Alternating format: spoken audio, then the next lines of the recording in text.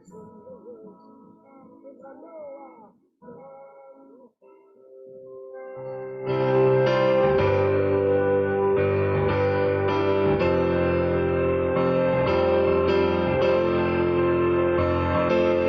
that she's back in the atmosphere with drops of Jupiter in her head.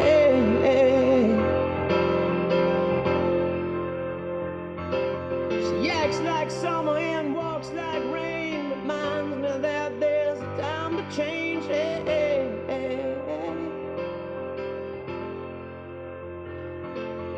Since the return of her stay on the moon, she listens like spring and she talks like June.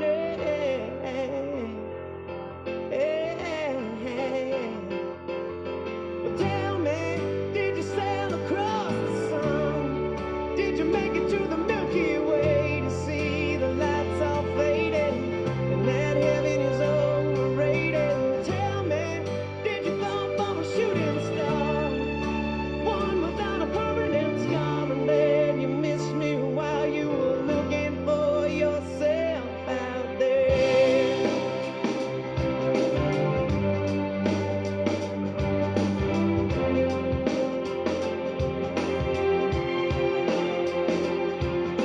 That she's back from that soul vacation, tracing her way through the constellation.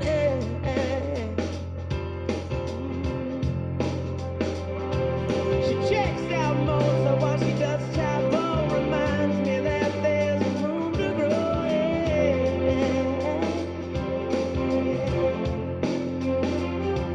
Now that she's back in the atmosphere, I'm afraid that she might think of me as plain old Jane Doe, story about a man who was too afraid to fly, so it never did land. But tell me, did the wind sweep you off your feet? Did you finally get the chance to dance along the light of day and head back to the Milky Way?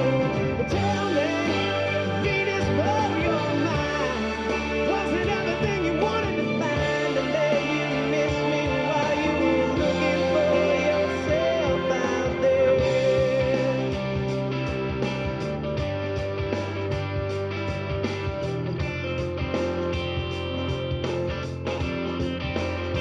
Can you imagine your love pie, deep fried chicken?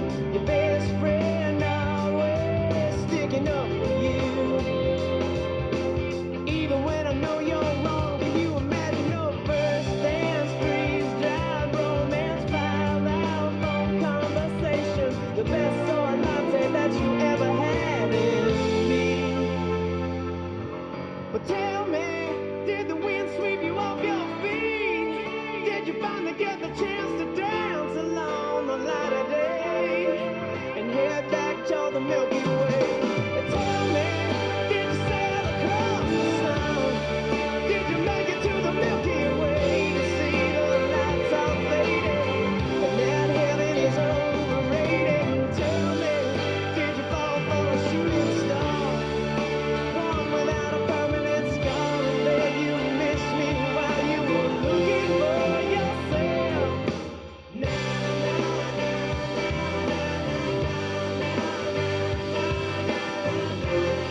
And then you finally get the chance to dance along the light of day.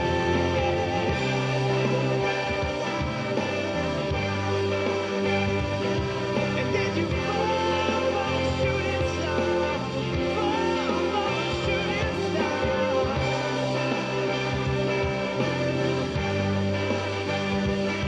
And now you're only looking for yourself out there.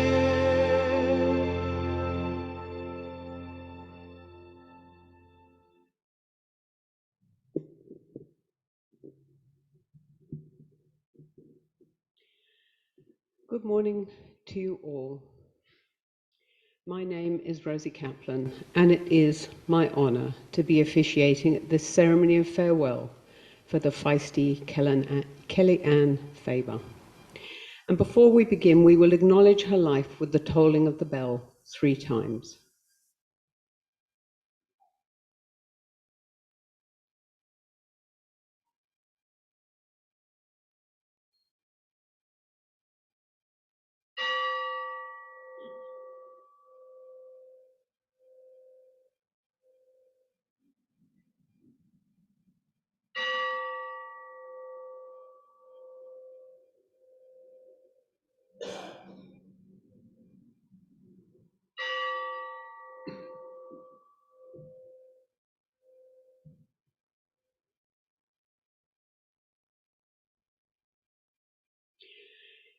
Kelly has been unwell for some time, with the last 6 months being especially difficult.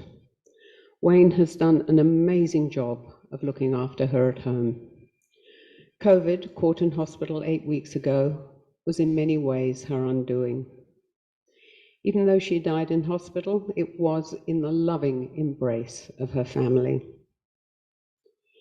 Although Kelly was social and knew many people, as we can see, for some of you, her death may have come as a surprise. She was a private person and didn't want the severity of her illness to spread past her inner circle. So for you especially, this is your opportunity to say your farewells. Kelly's partner Wayne and their son Chris, thank you all for being here today and showing your love and care. At the completion of our funeral today, they invite you to join them at the Coraki Bowling Club to share some light refreshments. This post-funeral gathering is a wonderful opportunity to share memories and stories, laughter, and probably tears about your much-missed Kelly. A funeral is about saying goodbye. It is about naming and acknowledging our sadness. It's also about comforting one another as we come to terms with our loss and farewelling Kelly by surrounding her with our love and tenderness. This funeral service is brought together as a final act of devotion, you, Kelly's loved ones and friends. Here you can connect Kelly with your hearts and feel your grief, which is always a personal experience. Each of us grieves differently.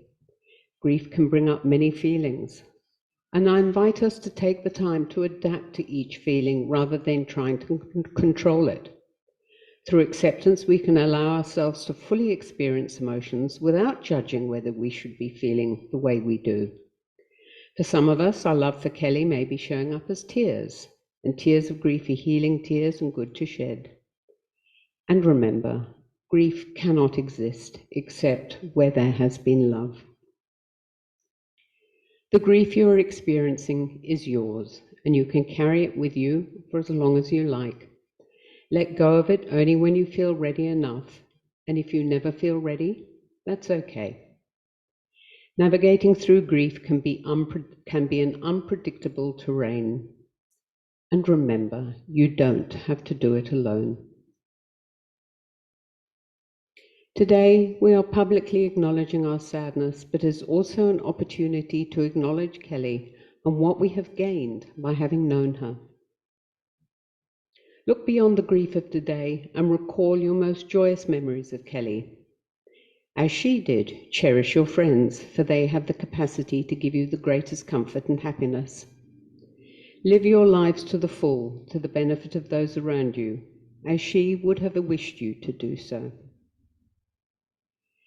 I didn't know Kelly, but speaking with Wayne the other day, I was deeply touched by the love and commitment he and Kelly shared. They met very young and have stayed together in relationship for over 40 years.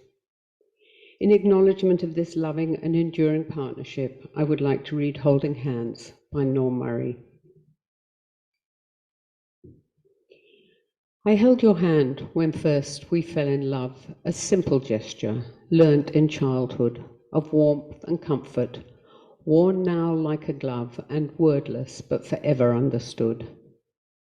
Our vows were made with hands that touched and bound our deepest feelings, heartfelt with bright rings.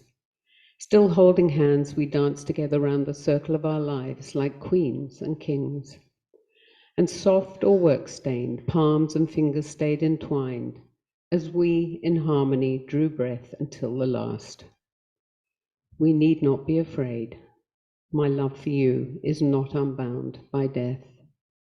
We shared our lives, and each one understands that for all time we will still be holding hands. And love lives on, no matter what. Kelly, I was told, could do anything she turned her talented hand to. My list is small, but you get the idea. From driving a tractor to the industrial sewing of tarps and canopies, to being a consummate cook. Her sweet chili mud crab, caught by her, was legendary. She loved her horses and mastered the art of dressage for over 10 years. She would, I was told, do anything except what she was told to do. And on that note, I'm going to hand over to those of you who did know Kelly. Her son Chris will say a few words, and he will be followed by Mel and Annette. Are you ready?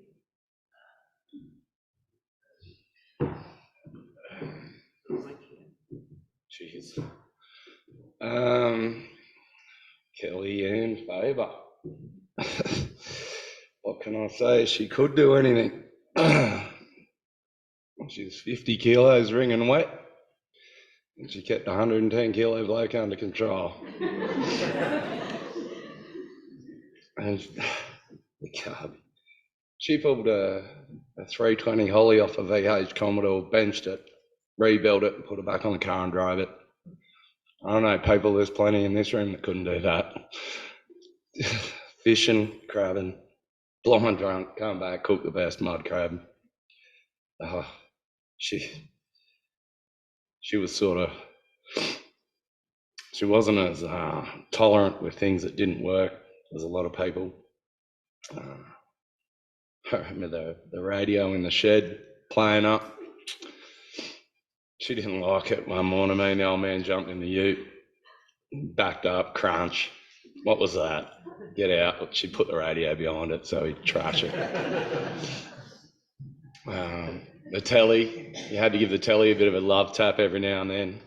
One day we were beating the shit out of it, trying to get it to work. Mum strolled in, goes, I know how to fix that. Cool. We stood back. She's unplugged it, 2 steps out the door and hoofed it off the veranda. She shot the rooster. We had 2 roosters when I was a kid. One of them, Mr. Cockhead, he was pretty cool.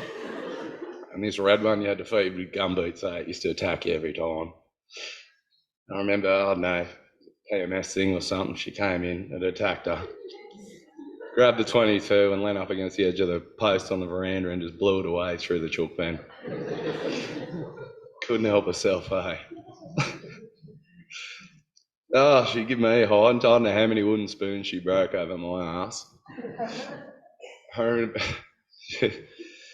she got come home from Ballina Markets one day with a bag of crap, pulls out this wooden spoon, carved by the Girl Guides or whoever, out of a solid piece of wood.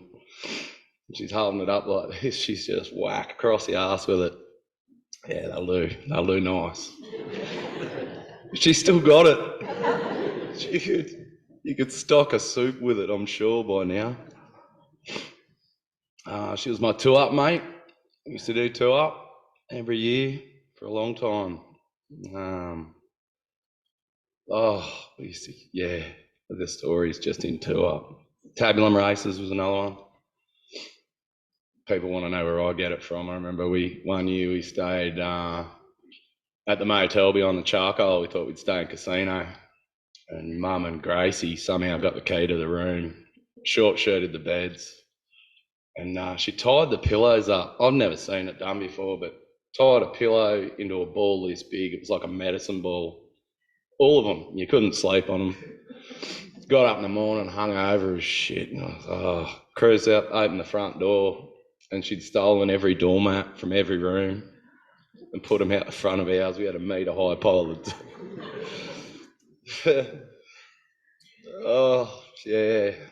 But, what else do you say? She was going to kill Johnny DeHoon that time. She got stung by a bull rout down the boat ramp. No, I don't know when she had the horse or the boat or something there. And she said to Johnny, go back and get Wayne. She's laying in agony on the boat ramp. And Johnny's passed out in the shed. The old man's come out half hour later. Johnny, where's Kel? Bull rout, boat ramp. Gone down, she was going to kill him. It was, and again, everyone that knew her knew what she was like. She was a handful. She was my mum. I never met a woman like her. Not even close. What do you do? What do you do? Yeah, she was pretty cool. They both were great parents growing up, pretty understanding, put up with a lot of my shit. But thanks, Mum. Love ya.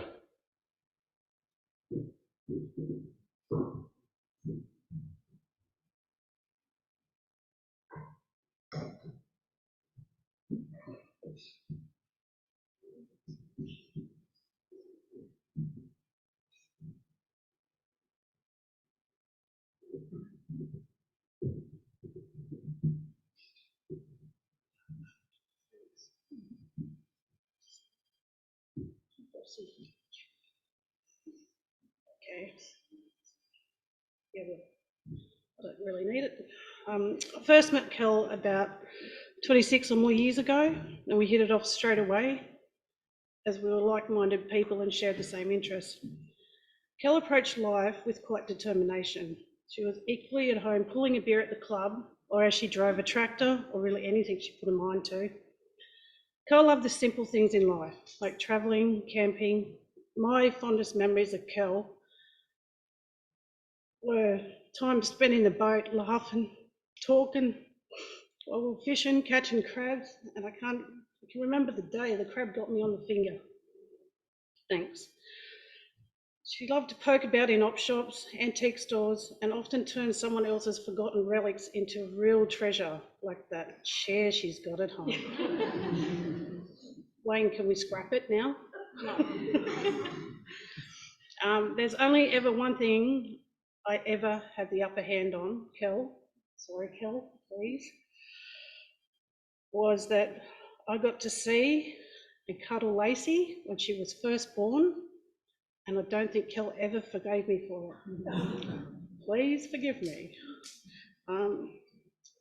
Memories of Kel's kindness, love, gentle spirit, and her stubbornness will live on forever in our hearts. May she rest in peace.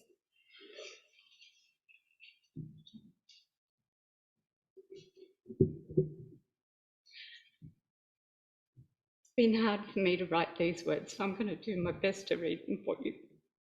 And I think we could all agree that Kelly is one of the most precious humans that's touched all our lives. For me, Kelly was kind, fair, loyal, honest, sometimes brutally honest, and yes, a little stubborn. Fearless, until there was a spider. And we all know she'd rather burn the house down than go inside if the spider was still there.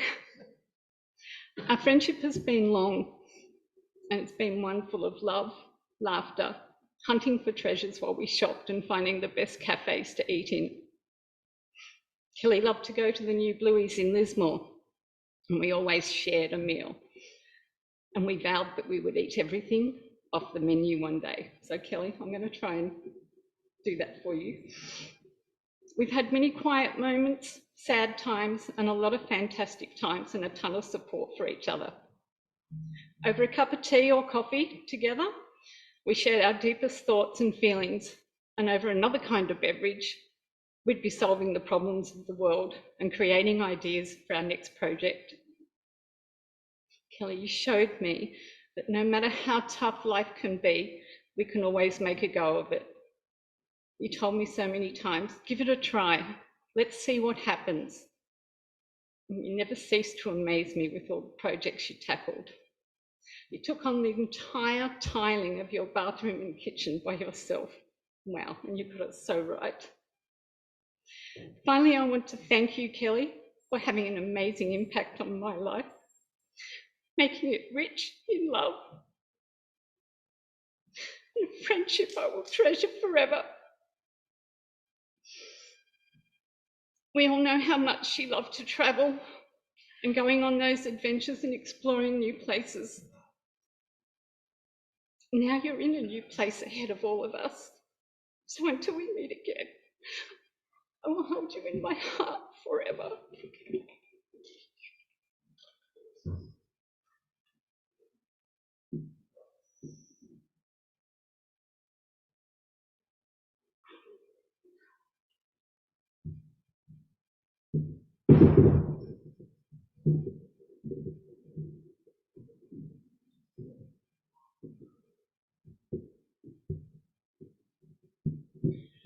Thank you. If anybody else would like to say a few words, we have some time now, and we would love to hear from you. Fabulous. And also, I'm just letting the people know in the hall that you can come in and say a few words if you want to as well.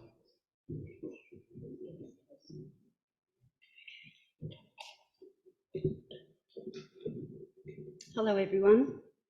For those of you that do not know us, we are Stephen and Veronica Powell, Wayne's brother and sister-in-law. We first met Kelly on the family mushroom farm in Oakville during the late 1970s, when she and her sister Jo were working with us picking mushrooms. The FABER sisters came to be known as the gun pickers. They never disappointed. We got to know a little guy named Chris, who would often come to work with his mum on weekends when the picking was needed to be done. And it was there that Kelly would grow to know the person who she would come to spend her life with, and that was Wayne. We had a number of outback camping holidays together with a group of others. Strangely, on the first trip, Kelly was mostly the nominated radio operator and #1 driver in their car, only to find out later that Wayne had been catching up on his sleep. So we followed each other's stars for thousands of kilometres, and it was such a great time. Over the years, Stephen and myself would bring our children, Lewis and Molly, to visit Wayne and Kelly whenever it was possible. In recent times, business would bring us back to Coraki to collect loads of tea tree mulch to take back south, and that happened approximately 3 to 4 times a year. It was always an ideal opportunity to spend a couple of days with them both and get to know their friends. Kelly would always have that little bit of VIP treatment, and their door was always open. She was a very gifted, hands-on person who was mostly busy with a project while fulfilling all her work commitments. She was a diligent worker, an excellent machinist, and a fantastic cook. We'll say goodbye to you now, dear Kelly. We love you and we will miss you terribly.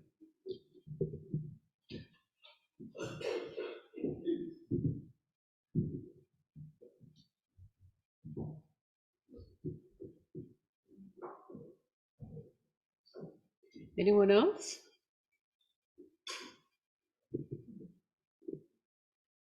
Anyone from the hall?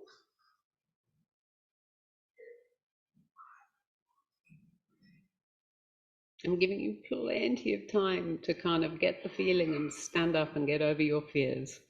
No? Well done. Thank you.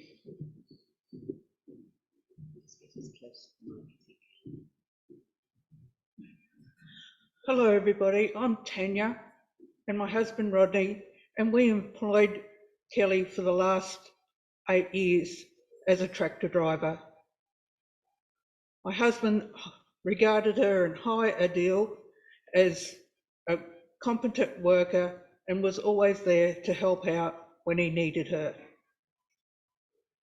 I would like to say hello to Kelly's mother and family in Townsville.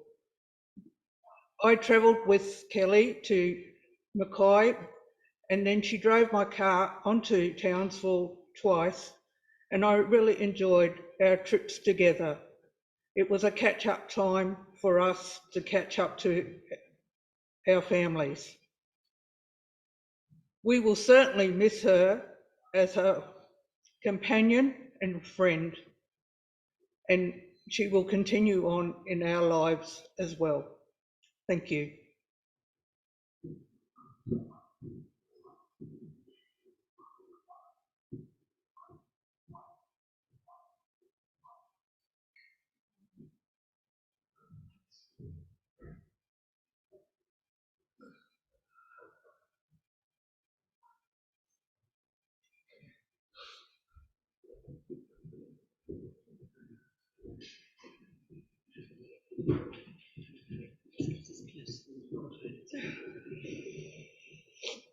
Okay, this is my sister Katie. I'm Michaela. We're Wayne and Kelly's nieces.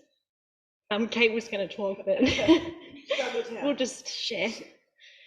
So one of the highlights of our childhood was our yearly trips to Coraki to see Wayne, Kelly and Chris. We first trip, what was it? Our first trips to Coraki were actually when Kel and Wayne lived on Ellengold Road. Yeah. And Chris used to be paid by Kel to push us in our pram around the house until he racked up a $5 bill, and that was too much, so Kel had to find a new job for Chris. We've continued to visit nearly every year now that I have my own kids, and Kel's never hesitated to take the boys out the back and teach them how to cull cane toads. I'm not sure who was more shocked, me or the kids, when she got right in there and showed them how to do it. Everyone's speaking about how much of a good cook she was. I remember catching a shark in the river and she turned it into a meal. It was so good. A highlight. Her best traits was being able to turn 5 ingredients into a gourmet meal for a massive crowd, which was always a highlight. So she had always take us for rides with the horse. Kamara bit Mum once, and Kelly flogged this horse. She was so small. This horse is huge, and yeah. There was a mannequin. I think it might have been Chris's. Verma, the mannequin. Well, we wanted to dress Verma up, so Kel dragged her out of the shed, and we had her all dressed up. But there was something missing. She didn't have her ears pierced, so Kel gets a drill out and drills ear holes so we can put earrings on Verma. I got into trouble once I became of legal drinking age for taking vodka to Wayne and Kelly's for a night, and we sat outside and we drank the whole lot, and the following morning Kel kicked me out and told me not to come back. She was not impressed. She was so hungover she couldn't eat. A few choice words in there. But the following year I did the same thing again, only she was smart enough not to drink the vodka and watched me ruin myself. And once I was old enough, we got the shots out again, and Kel had to show us how to properly do a cowboy shot. Hands behind your back, pick it up. I think that was her best trait, her fun-loving attitude towards everything. So yeah, we've loved spending time at Coraki with Wayne, Kel, Chris, Karen, Keenan, Lacey. Staying in the vans, riding motorbikes, going to the beach and fishing. There was one time that Kel educated us, with the, we did the cane toads. Should be extremely missed by us and now our kids. It's just, it's not going to be the same. No. Yeah.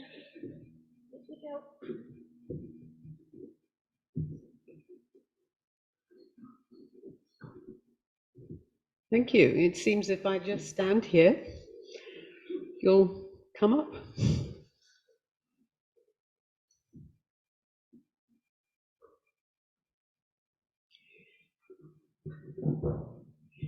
It can be difficult, and thank you everybody who stood up here, and it can be very difficult in such a formal situation, but you'll have stories to share when you're having refreshments at the Coraki Bowling Club, and it's much easier to do it when you're just in a more convivial space. But thank you everybody who stood up and spoke.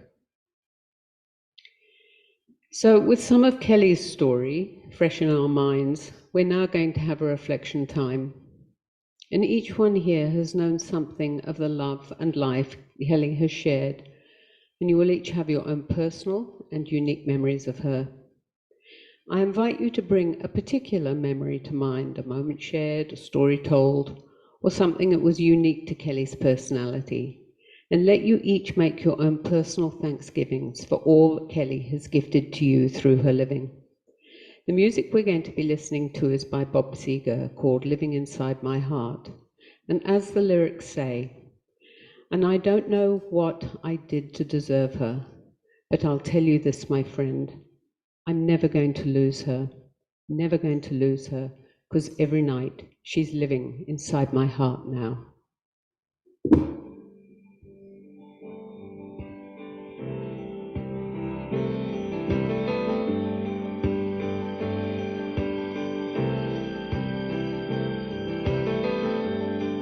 When the sun came up this morning and she smiled her smile for me, I felt it for the first time something deep inside of me. So you can take your midnight rambling, boy, and you can keep your winding roads. She's living inside my heart now, living inside.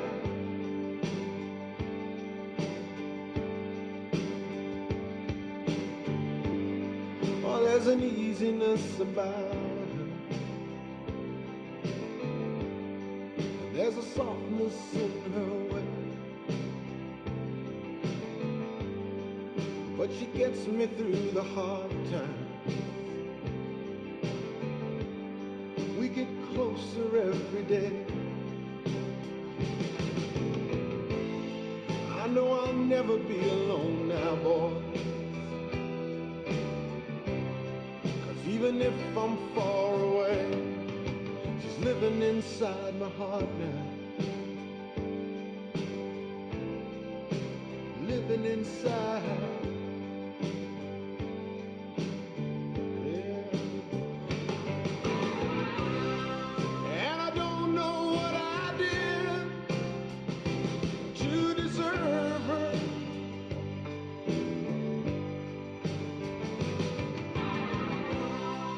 but I'll tell you this, my friend, I'm never gonna lose her, never gonna lose her,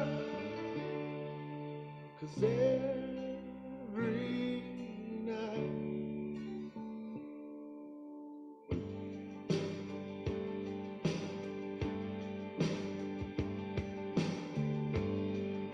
she's living inside my heart, living inside, oh, living inside my heart, yeah, living inside, inside my heart, inside my heart.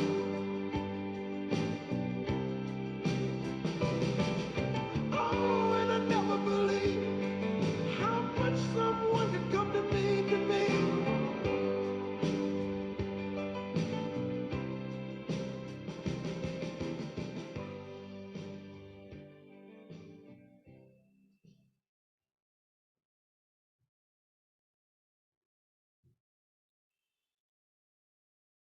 These words by David Harkin might offer you some comfort at this time. You can shed tears that she has gone, or you can smile because she has lived. You can close your eyes and pray that she will come back, or you can open your eyes and see all that she has left. Your heart can be empty because you cannot see her, or you can be full of the love you shared. You can turn your back on tomorrow and live yesterday, or you can be happy for tomorrow because of yesterday. You can remember her and only that she is gone, or you can cherish her memory and let it live on. You can cry and close your mind, be empty and turn your back, or you could do what she would want, smile, open your eyes, love, and go on. The earthly life of Kelly Faber has come to a close. Please would you stand, but only if it's comfortable for you to do so.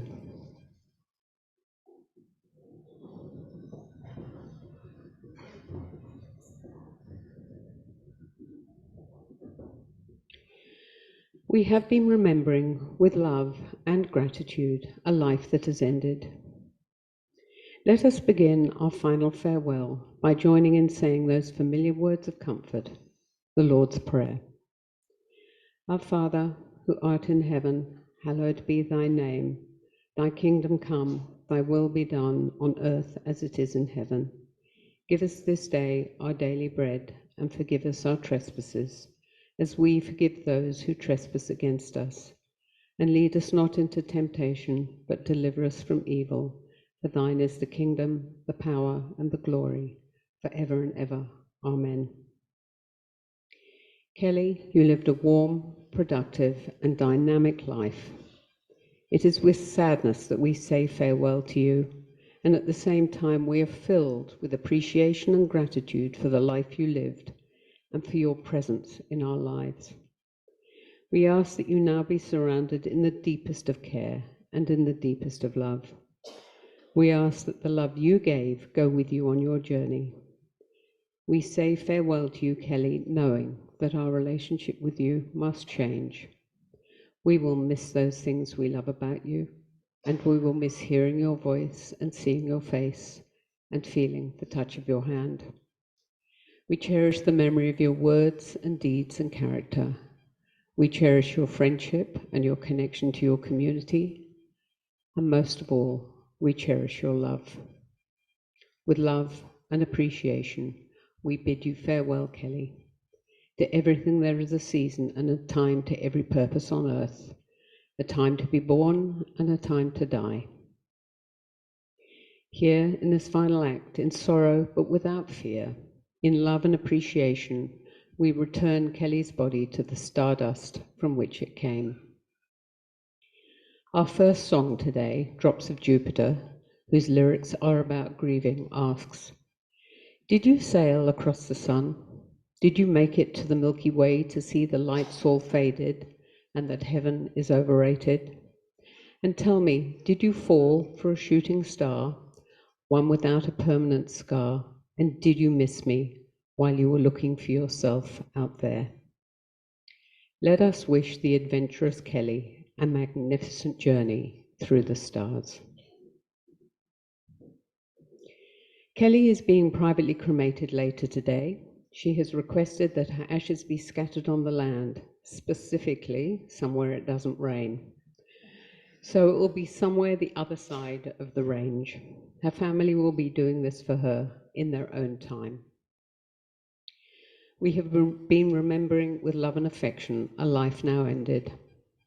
Now we must each return to living our own lives enriched by these memories. May love and peace go with you now and in the days ahead. And please do join together some refreshments, memories and stories back at the Coraki Bowling Club. Now, you might want to take your seats.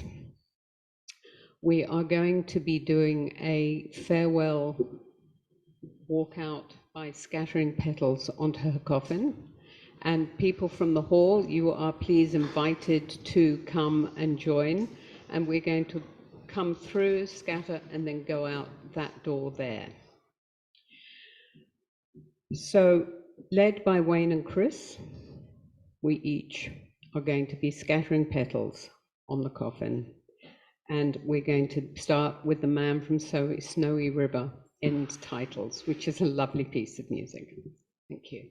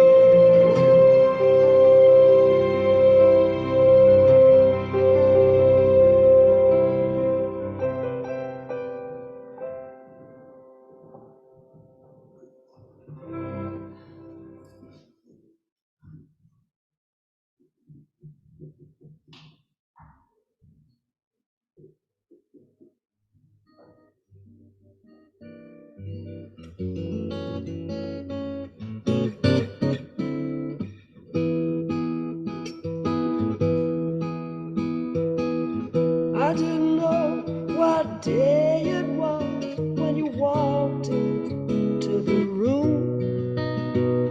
I said hello unnoticed. You said goodbye too soon. Breezing through the clientele, spinning yarns that were so lyrical. I really must confess right here, the attraction was purely physical.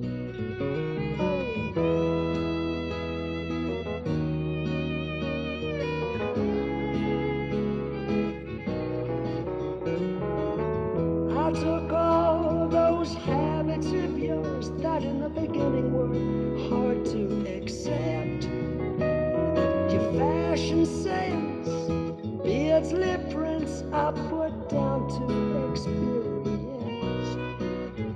The big bosom lady with a Dutch accent who tried to change my point of view.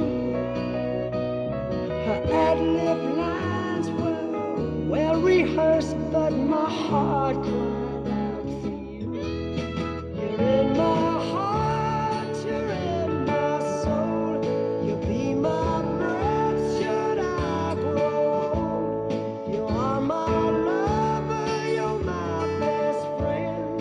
You're in my soul. My love for you is immeasurable. My respect for you immense. You're ageless, timeless, lace and fineness, your beauty and elegance. You're a rhapsody, a comedy, you're a symphony and a play. You're every love song ever written, but honey, what do you see in me? In my heart, you're in my soul. You'll be my breath should I grow old. You are my lover, you're my best friend. You're in my soul. You're an essay in glamour, please pardon the grammar, but you're every schoolboy's dream. You're Celtic United, but baby, I've decided you're the best team I've ever seen. And there have been many affairs, and many times I've thought to leave. But I bite my lip and turn around, 'cause you're the warmest thing I've ever found. You're in my